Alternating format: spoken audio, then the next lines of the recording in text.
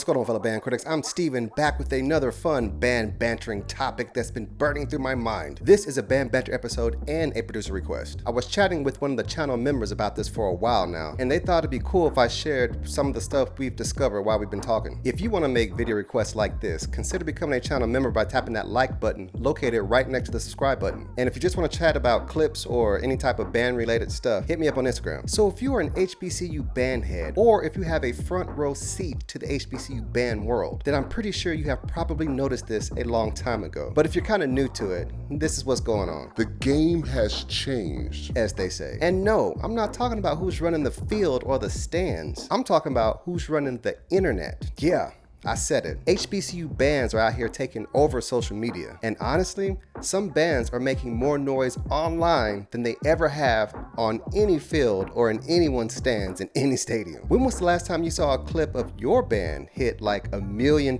views on any social media?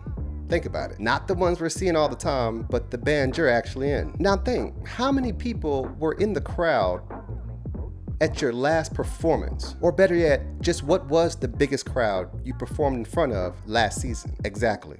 Social media is greater than stadiums. Let's break this down. Performance still matters. It always will. That's priority number one. But right now, social media audiences are crushing live audiences in terms of size. How many people watched that one battle clip but weren't even at the game, or the gym battle, or the stand battle, or whatever? They more than likely saw it on YouTube, Instagram, TikTok, any one of these social medias. And this is not your typical band crowd either. These are folks that's never even heard of your school, probably even like HBCU bands, but saw that clip and now they're fans.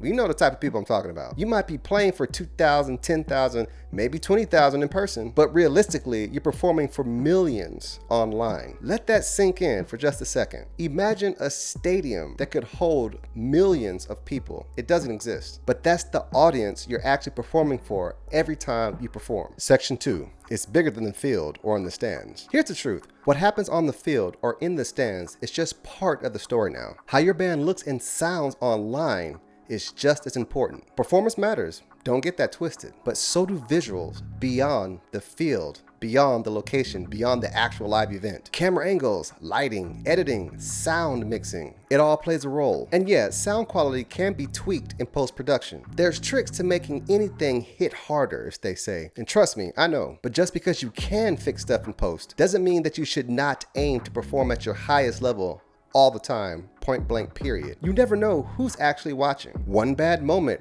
caught on somebody's phone or camera, and that clip will go viral in the worst way possible. We all have seen it, and it happens consistently every single year, all the time. There are videographers and media teams out there who are not officially affiliated with any one school, and they will gladly post your band messing up like it's nothing. We've all seen it, and there are some media publications that are dedicated to just doing that. And that video, it'll fly around the internet faster than 16th notes at a tempo marking of 150. So yeah, check up, stay in tune, and make sure you are performing the way that your directors have taught you to perform. Section 3, the double-edged sword. Social media is a double-edged sword. We know this. It can expose your weaknesses in real time. But on the flip side, when you kill it, people notice big time. I've seen bands go viral for just doing one thing great, and next thing you know, they're in the studio with Grammy award-winning artists. That's real. It's happened. You've seen it. It's happening now. When you're great, the world opens up. It doesn't matter how big or small the moment is. That's why you should always aim to be great, so you can have plenty of moments for people to choose from. But it can go both ways, because when you're not ready, the world still sees that. Perception versus musicianship. Now here's where it gets kind of scary. There are bands out there with less musicianship than others, less skill overall, but their internet presence is on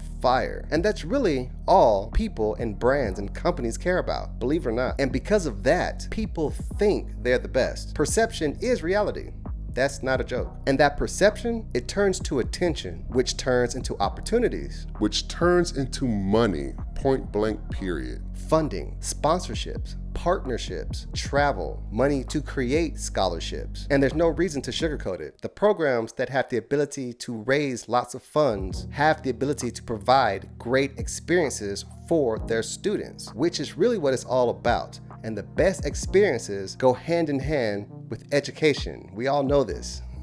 Let's not act, you know what I'm saying? Basically what I'm saying, a strong digital presence can flip your band's future completely. What should bands be posting? All right, so here's the part you all want to hear, right? So what kind of stuff should bands actually be posting? Here's a very simple checklist. Performance clips, full shows and performances, not just the small clips, show the full thing. Practice footage, behind the scenes moments, you know, those moments in between practices, traveling to an event. And it should not just be on the main band page. Get the drum majors, dancers, all the horn sections, auxiliary units, auxiliary teams, all of them. Every section should be posting consistently. Use the same username across all your platforms, especially for the main band page, but even more importantly, have a unified name for all the sections across each platform too, because sponsors are looking at the main band page and they are trying to find specific sections. Sometimes they want to just sponsor this kind of mouthpiece, that kind of instrument, this kind of material, that kind of drum, that kind of this, and if they can't find those sections, then they really do just pass up on it. This has happened before. All the sections on social media should be found very easily, and the name should all be something simpler to the main band page. That's a big one. Along with using the same hashtags, and everyone should post at the same times. Have a media person who coordinates all this type of stuff that tells all the sections when to post things, so it can be a unified media blast when there needs to be information or a clip or something needs to be put out. And most importantly, tell a story. Keep people engaged between performances. Build hype for the next show. Let the audience follow your journey like it's a Netflix series. That's how you build a loyal fan base, plus gain interest from others who've never seen your program. Don't just aim for those singular viral moments. Unified presence equals real power. It's all about unity. You can't have the dancers killing it online, while the main band page looks like it hasn't posted since 2019. That's tacky and gross, to be honest. You need one brand, one voice, one strategy across everything. The bands that win in this era, they look like media companies. Everyone's on the same page. It's one clear vision across all media platforms, and everyone knows the role that they are playing when growing the band's brand.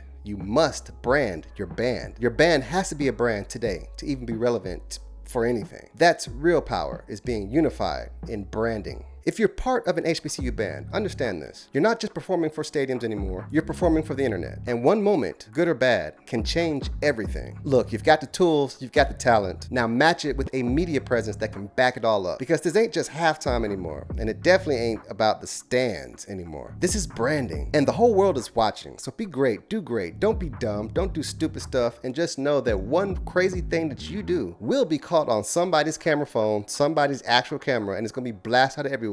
And the band's gonna hear repercussions about it. We all have seen examples of when one little thing happens. It can go all the way up to the university president, and people can get in some serious trouble for doing some crazy stuff. I'm talking about getting caught with alcohol, getting caught with this, all kinds of stuff. Just know when you are wearing that uniform, you are not only representing yourself, your family, and how you were raised, but you are representing your high school, your college that you're a part of, your band director, and everyone around you. Keep that in mind. Integrity. Protect your band by protecting your brand. Own your story. Get it out there. Do it yourselves. Don't let other people tell your story. Okay, so that's it for the day. And if you like this video and you want to have these type of conversations, consider becoming a channel member by hitting that join button right next to the subscribe button. Shout out to the channel member who came with this idea for this video. Hope you enjoyed it. And if you agree with this information I was sharing, be sure to like this video. Comment your thoughts on how social media has definitely changed the landscape on how HBCU bands do things. And share it with your friends too. Until next time, stay in tune and don't hang over, because the world is clearly watching. Peace.